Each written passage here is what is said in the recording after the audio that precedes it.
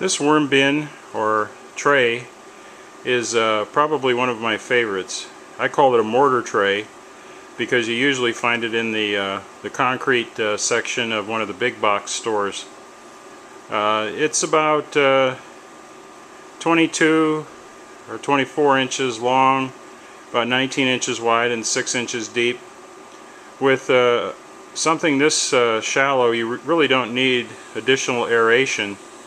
I've found, you can see the tray on the bottom. These are actually two trays that are stacked. I put them on this table just so that it would be easier to take a look at them. But you can stack them, alternate them, turn them and alternate them. The tray on the bottom has some cheapy burlap that I bought at a big box store. It's way too thin to be used for something like this. It's more of a shade cloth type thing.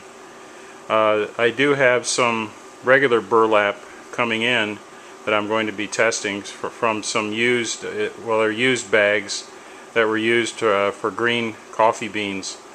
The top bin is the one we're going to take a look at now, and as you can see, I typically use old pieces of carpet for my bins to hold in the moisture. I cut the carpet about an inch or half an inch smaller than the size of the container, and then put it inside so that there's a little bit of air movement on the edges. Let's lift up the carpet. Before we do though, I want to point out again that I usually put the mesh side up because the worms typically or frequently get caught in the mesh. Let's lift it up a little bit here. This is some really ugly old blue carpeting. This is a bin of Euros. These are European Nightcrawlers. I got these in last week actually. I prepared the bin about a week ahead of time by putting some material and some food in there. Most of the food, I'm not going to dig into it, but the food is just kitchen scraps. There's a lot of worms in here. There's over a pound of Euros in here. You can see how thick they are.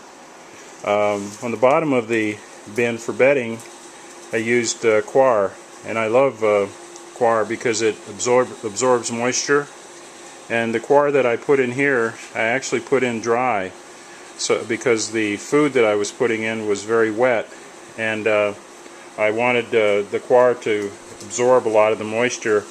But it's still fairly wet, but that's my intention because Euros like a wet bin. And I'm told that Euros, according to my research online, Euros prefer a wet bin, but they also feed near the bottom of a bin. So we are finding a lot of them near the bottom, and there's quite a few near the surface because this isn't really a very deep bin, as I mentioned before. So you can see the Euros are really a nice size worm.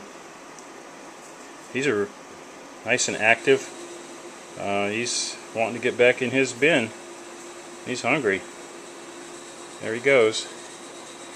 They're just like all the other composting worms and worms in general. They prefer the dark, so when they're exposed to the light, they move back into the compost so that they can avoid the light. And of course, that's one of the ways that you can use to harvest the bin. This bin is quite a ways away from harvest, but with this many worms in the bin, it's probably not going to be too long, and it can be harvested and also probably split. I'm going to be doing some tests with Euros, testing Euros versus red wigglers in terms of a lot of different things, including how many worms it takes per certain amount of area, how much food they'll eat, temperature tests, and so forth. Nothing at this point real scientific, pretty general, just to give myself an idea of how best to set up the bins for these. So that's a quick look at a Euro bin and some Euros. So until the next time,